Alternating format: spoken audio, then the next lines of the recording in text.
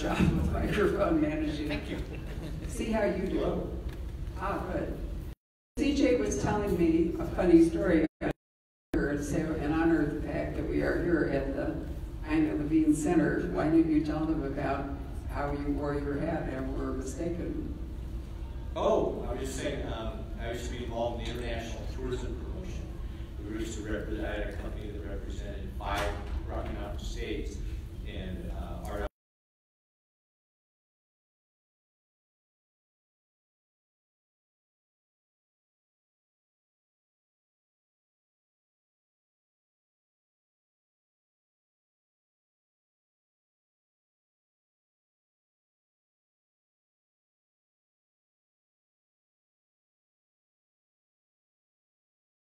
tell them to me, and I didn't know what was going on until later I was told. Because I don't have cats. Right. He looked as though he were one of the regular Hasidic diamond versions because he has sideburns and a black hat. So confused everyone. Check it out. In any case, we are here tonight to celebrate the 20th Joe Pickett novel. How many of you? Is there anyone here besides me and possibly young Patrick here who has been here for every one of the 20th Joe Picketts? 20 of them? No. That's a lot. It is a lot. Open season. I got a copy of it and a note from CJ's editor, who stole his editor, I might add. And he said, pay attention, Barbara, he's going to be big. And this was a book about a Wyoming game ranger and a weird biological plot. I thought, okay. So I wrote with it, right? That's right. The very first book it took, I also talked about, especially fledgling writers often ask, how do you get there, how did you do it? And, I'll say, do you want to hear my 20-year overnight success story? True. I originally kind of conceived of the novel back when I was living in Saratoga, Wyoming as a newspaper reporter, doing ride-alongs with the local game warden. And I always wanted to write kind of a New West story about the Endangered Species Act and how, well-meaning legislation often goes awry on the ground where it's designed to go. The book I wrote, I called it Joe Pickett because I never thought it would be a series. I never even thought about a series. I thought it was a standalone about a New West issue.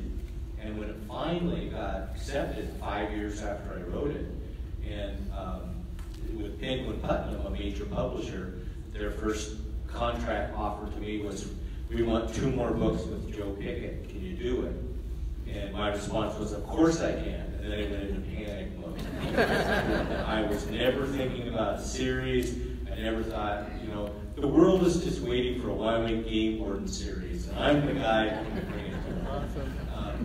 But all of the original elements and things that interest me, and I think hopefully you as readers, and first of all, thanks for coming tonight. I really appreciate it. First night of the tour. I was supposed to be wide awake, but boy, I had to drive across some really bad roads in Wyoming to get to the Denver airport to get here today, so it's been a long day. But anyway, the very first book, I started with the premise of the Endangered Species Act and who would be the best protagonist to, investigate this mystery. And originally it was going to be a sheriff, and then a journalist, which is what I was at the time, and then settled on a game warden.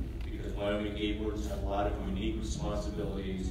I was doing the ride-alongs with the local guy, and I realized a game warden would be in the middle of this. Thus, the first book formed.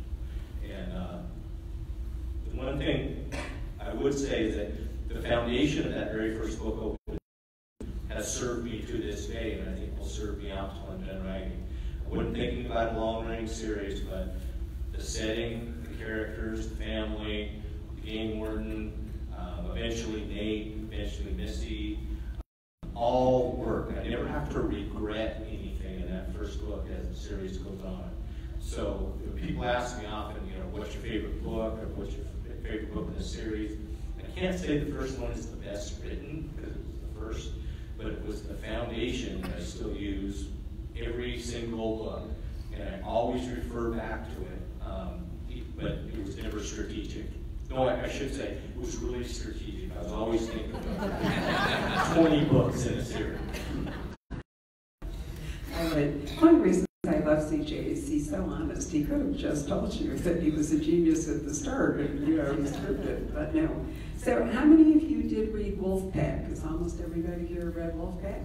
So this book, in a way, has a rollover from Wolfpack, a consequence of the events in Wolfpack, in the person of one Senor Panfile, who comes up from Mexico with the avowed purpose of wreaking revenge for what happened to the whole wolf pack, or just the young lady? Is the woman, right? Right.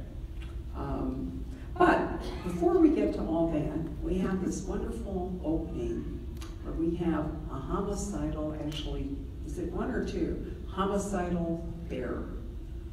The concept of the homicidal bear, which we were discussing over CJ's Manhattan. And it's a real thing. Yeah, I always like to have, not only, I don't always say in every book, I have to have a high-tech element, because I don't think that, I think that's too formulaic. But I want to have something that's, I want to have 2 or 3 different storylines going in every book. One of which at least is very modern, kind of ripped from the headlines kind of angle. And then another one that's very germane to Joe Pickett and his job and his duties. And then another one is personal. And hopefully, if I can do it all right and weave it together, it all comes together in the end. In this last book, one thing that just absolutely captivated me, fascinated me, was that last fall in Teton Wilderness in Wyoming, something happened that had never happened before. And that is that 2 grizzly bears literally attacked a hunter and guide with no provocation at all, and killed the guide. And the investigators at the scene, who'd done dozens of bear-human encounters, had never had a situation like this, where it wasn't that the guys got attacked because they walked between a cub and a sow and her cubs. Or the other thing that's happening more and more in the Rocky Mountains, because there's so many grizzly bears now, is that the sound of a gunshot, which means a hunter, is almost perceived as, this is a theory, it's not a proven theory, a theory to grizzly bears that's almost like the sound of a dinner bell. Because when they hear the gunshot, they know there's going to be a gut pile from the dead animal, and that's what they feed on. So those sort of things can kind of be explained away. Makes sense. Grizzly bears have to eat. Hunters and humans are in areas where grizzly bears are. In this one instance, these 2 grizzly bears came just like a freight train out of the trees going after these 2 guys. And there wasn't a shot fire. They were archery hunters. They hadn't even shot at an elk.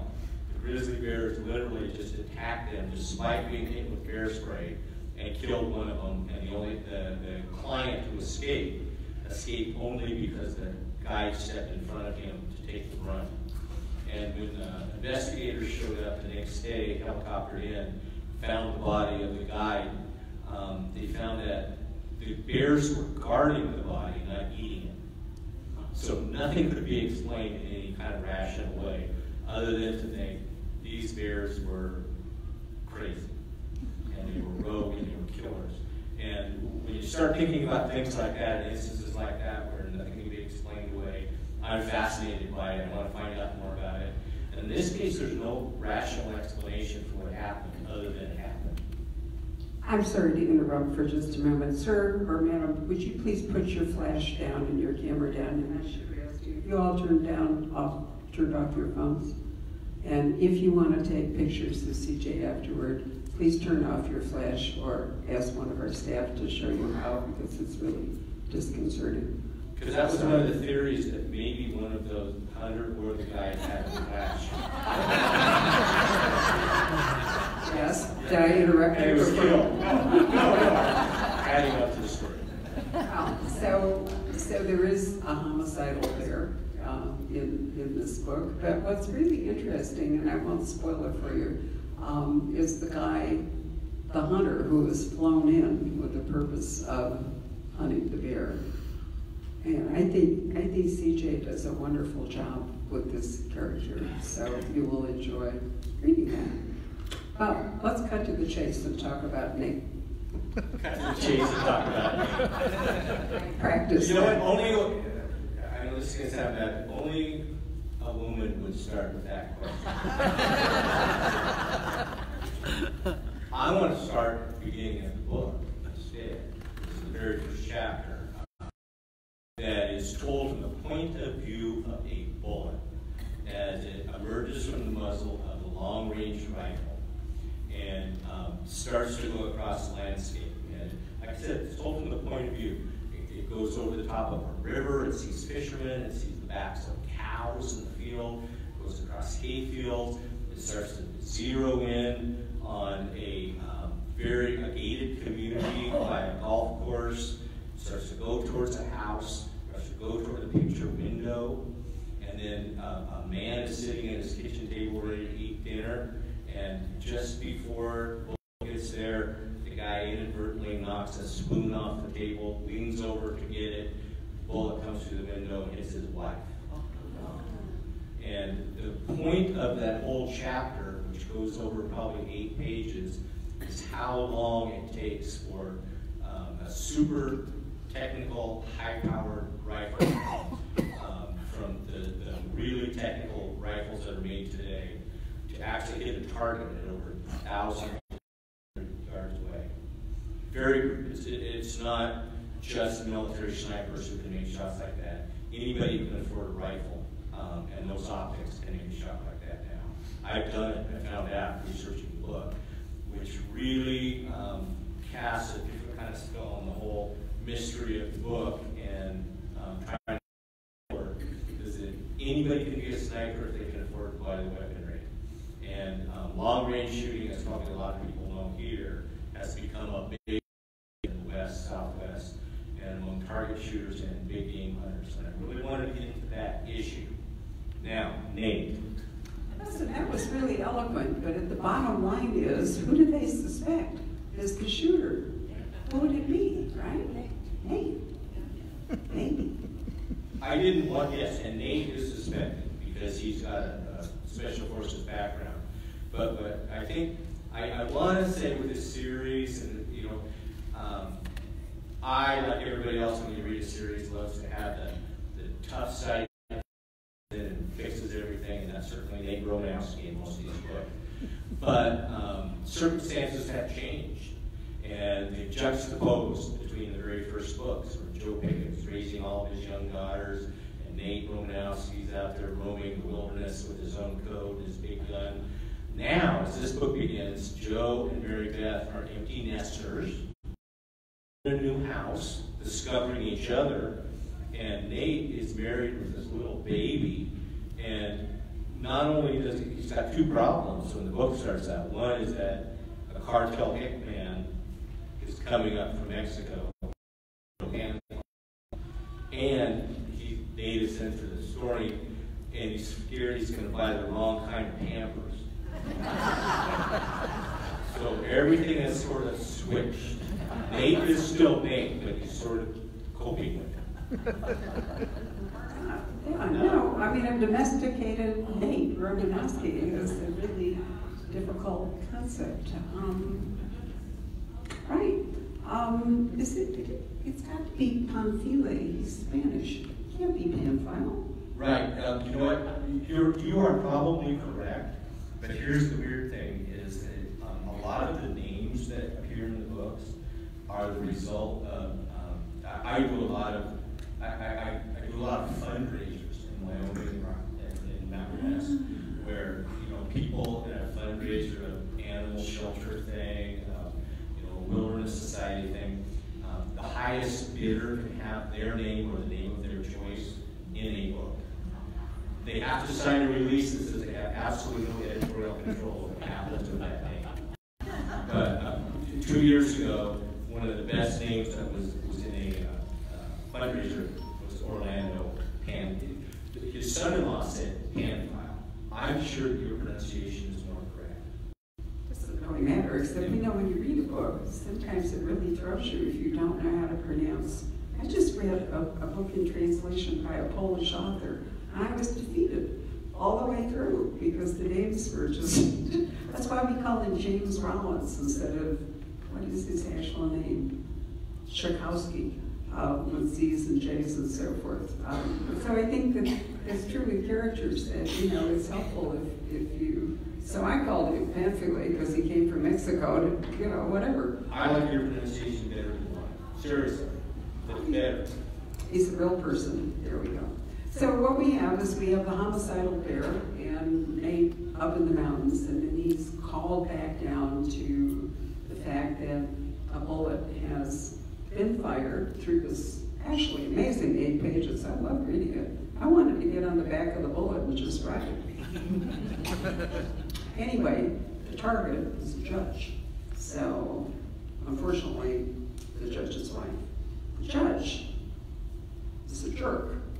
So it's like an Agatha Christie book. There are like multiple people who want to kill the judge or who could reasonably be suspected of killing the judge. So what would you do if you were in law enforcement and a judge was a target? You'd probably begin to review the judge's cases, right? Looking for the person who was truly pissed. That's right, and in this case, the judge has the political clout to call in all of the law enforcement personnel in Gulf Lake County to help investigate this attempted murder. Joe Pickett is one of the team that the judge assembles. It's not as crazy as you might assume. In Wyoming, a lot of states, game wardens are asked to help with all sorts of investigation, murders, homicide, hostage situations. And in this case, the judge said, you know, try to figure out who you know who could have done this. And Joe starts to write out the list. And that's kind of one thing, when you say the 20th book, one thing I never really thought of until this moment, is Joe goes back to his entire career of all of the miscreants that he's helped put away who were in that judge's courtroom, and realizes about 6 or 7 of them probably want the judge dead. And so the suspect pool just keeps getting bigger and bigger and bigger. And so obviously, you know, Joe's way of investigating is 2 things. 1, bumbling around, bumping into people, doing the wrong thing. And 2, asking his wife to get on all of her internet connections and technical databases and help him hone it down. And through those 2 ways, it starts to happen. So let's talk about the sheriff for a minute, because there's another whole interesting subplot. Yeah. In the last book, Wolfpack, if you read it, there was a huge reckoning. There was a huge massacre on the courthouse steps that wiped out a lot of longtime characters in the books, including the county attorney, the sheriff, Joe's buddy, some new FBI agents. It was, you know, there was a big body count in the last book. So this one, Joe is trying to figure out that there's a new sheriff in town, literally, who no one really knows very well. He kind of came in during a contested election and swept it. And no one really knows him very well, or if he's really the smartest guy like he pretends to be, or if he's totally out of his depth. Joe's not sure he can trust him. The new county attorney, Joe is not sure who that is. So not only is Joe Pickett doing an investigation without his pickup, which is still stuck in Jackson, he's also doing it with an entire infrastructure that he's not sure of. His feet aren't under him, and he doesn't know if he's doing the right thing. So it's, a lot of misdirection, a lot of I don't know what I'm doing. He spends half the book driving around in a Department of Transportation pickup with a hole in the floor and not his own stuff. So he really feels like he's on his own. Yeah, he does. I like the fact that this doesn't give anything away. At one point, looking at the number of people who might really have it in for the judge, he goes to visit that really homicidal Romeo. Remember him? The one that's hopefully going to rot away in jail forever, right? That's right. So you were able to bring in a number of previous characters. Right, that was fun to do. The Cates family, Dallas Cates, and mother Brenda, who Real psycho. tried to kill Joe from her motorized wheelchair and almost did. Others, the Mad Archer, all these other. It's not the kind of book where you had to have read 20 books to get it because there's enough background. But it was fun to go back to all these people who could potentially come back, potentially be mad at the judge. So there's a really brand new character in this book in Joe's immediate circle, very young. I'm sorry, what? The baby. The baby? Nate's baby. Oh, Nate's baby. Yeah, Nate's baby. Little girl named Kestrel. And Kestrel is the smallest of all falcons. Also one of the most vicious, if you know birds and falcons. Kestrels are the little tiny falcons. If you ever see a thorn bush and you see little birds stuck on the thorns, you think, how the hell did that happen? Or a barbed wire fence where there's just birds impaled on barbed wire, a kestrel did that. So yeah, it starts out with Nate and realizing that he's dad and a husband, and he's not quite sure how to do it, but he wants to do it right. Except when external circumstances come in, and he has to become a. It's really nice because Joe's children are grown up now, and also we needed a baby, right? A young child to sort of bring us back together. Plus, as you say, the incongruity of Nate as an actual domestic animal with a child is fun to explore. Right? So talk us a little bit about the real business of falconry. We were talking about it at dinner. There's all kinds of interesting ways that falcons are being deployed these days. They are. That's been a part of the series from the very third book, mainly because of my fascination with falconry. And many friends of mine, including the person that's based on Nate, were real falconers. But they were hunters. They used the falcons to hunt. And it's a totally different lifestyle. You need a different mindset to be a falconer because, as mentioned in the books, you can spend years with these falcons and then they can simply fly away. There's no way to reel them back in. You don't want to break them and make them tame animals. They've got to be killers on their own and hunt in partnership. But one thing that's developed over the last 10 to 12 years is that a lot of the falconers who were, I don't want to say they're all outlaw falconers, but they've had a tough time making a living. They've now developed what they call bird abatement services. These exist everywhere. Falcons, if falcons launched in the air, will scare away problem birds from areas, whether they're industrial sites, farms, vineyards, refineries, any place. Disney World, they're hired because it's a strange, I love it. The strange great thing is that problem birds, starlings, kind of ones that we want to get rid of, if they see the imprint or the silhouette of a falcon in the air, it goes back to their primal brain, meaning run away and never come back. So they can actually rid an area of all these problem birds better than poison, better than traps, better than nets, all the other things. So these falconry guys are now finding out they can actually make money at what they've always loved to do. So many of them just, they have vans and they have falconry abatement services. Look it up on the internet. So half the year they spend with all their birds deployed to get rid of problem birds. The other half of the year doing what they really love, which is killing little animals with their birds. I think the Renaissance Fair here usually has a falconer, and you can go down and fly one. And 3 or 4 years ago, my husband and I were guests at the Sheikh of Sharjah at a book festival, and they took us out into the desert for dinner one night and tests, they had tents, rather, they had carpets and the whole bit, and they had a falconer with a bird. So thinking of you, CJ, as I always do, I thought I should have this experience, right? So I went over and asked him if I could have the falcon, have to put on the heavy glove and the whole bit. and fly the Falcon, and he let me do it. It was really interesting. They're not that big, but they're incredibly ferocious. No, they're not that big. Like a kestrel, when I was talking about it, it's just tiny, you know. It's almost the size of a small pigeon. But they go up to golden eagles and eagles with a huge wingspan, and you know, goshawks, and you know, falcons are, each one has its own personality, each one has its own profile, each one has, and different falcons will kill different things. And birds are scared of different ones. A peregrine will kill everything, which is why falcons love peregrine falcons.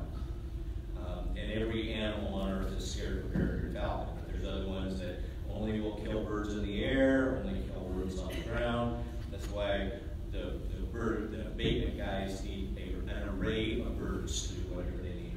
It's a fairly brisk business here in Phoenix. My husband had an employee who actually went into this business and has a contract with the Princess Resort to take the birds and, you know, because where there's a lot of food outdoors, you know, people eating tastefully in patios and so forth, the birds show up. So it's safer than poison or shooting them or whatever, you know, to do. So I agree. Who would have known? So Nate actually has a real business at this point, right? Yep. And a serious question about what to do with it. It's called Yarok Incorporated. Yarok meaning, it's a Turkish word for falconry, meaning, I'm not going to be able to quote this correctly, perfectly, but Yarok is a state of being of a falcon where it's perfect to kill and hunt and have sex. And very few falcons can hit this certain level of Yarok, but when they do, they're the most fearsome things alive. And Nate wants to be in Yarok all the time. Right, Yeah. like a falcon. So let's go to the other chase and tell us about what's going on with Cassie Duell in your recently announced television series. Yeah, every year I've been doing this since I've been touring around. The question always is, what about TV, movies? And I've always had answers because everything, almost all the books have always been optioned in one form or another for the books or movies. And I kind of got used to the kind of almost wonderful state of Hollywood people optioning all the books and writing me checks and then not making bad shows or movies. And every year they would send another check and not make anything. All of a sudden, last year, a lot of things are happening. The producer, David E. Kelly, who's very well known, did Big Little Lies, and I think 14 other shows, bought all of the non-Joe Pickett books, all the Cassie Duell books a few years ago, and he sold them all, and ABC is going to, this fall, in fact, ABC is going to, there's going to be a new series called The Big Sky for all of the non-Joe Pickett books, the Cassie Duell books starting with The Highway. They're starting filming in a week, and every day it's been bizarre. It's on Barbara tonight. I'm now following on Twitter. I'm following Deadline Hollywood, and the Variety, and the Hollywood Reporter to find out who got cast today in the roles. And then now I know who the bad serial killer trucker is as of about an hour ago. But so that'll be in the fall, and then Joe Pickett, all the books have been optioned by Paramount Television and Charter Spectrum, the big cable company, and they're developing a Joe Pickett series that will likely be a year to a year and a half away. And they're developing the first 10 episodes now. And the nice thing about both the Big Sky and the Joe Pickett series is that the people in charge of them all the books. And they want to do it book by book. And they want to keep the source material. This is what they tell me. We'll all see. But having read the pilots for both of them, they are in fact doing that. They want to slowly unveil, you know, the greatest thing for a novelist, if it's possible, is that the series is, you know, sticks to the books and slowly unravels them. We were talking tonight about Diana Gabaldon, one of my wife's favorite authors, Outlander series, and they're going book by book by book. And that's the dream, you know, Michael Conley and Bosch. And so far, it looks like both series are doing that. So I'm excited if they do that. I don't think it's the be-all, end-all. The way we look at it is TV series are great commercials for the books. There will be more people who see that and want to read the book. So it's not like the pinnacle of every author's career is to get a TV or movie necessarily. Pretty cool. Certainly raises the profile. My daughters enjoy it a lot. Actor Ryan Philippe, who was a big, you know, heartthrob in the 90s, is going to be in The Big Sky. He's starring in The Big Sky. So both my 30-year-old daughters are like over the moon about that. And I said, "Who's Philippe? Ryan?" They said, "No, Ryan Philippe." So every day they announce it. Yeah, that's interesting. It's so great that the women in Joe's life, including me, are never. Sorry? 5%, just a. Oh, we're going to run out of juice. Yeah. Okay, in that case, I'll pause here and say bye to our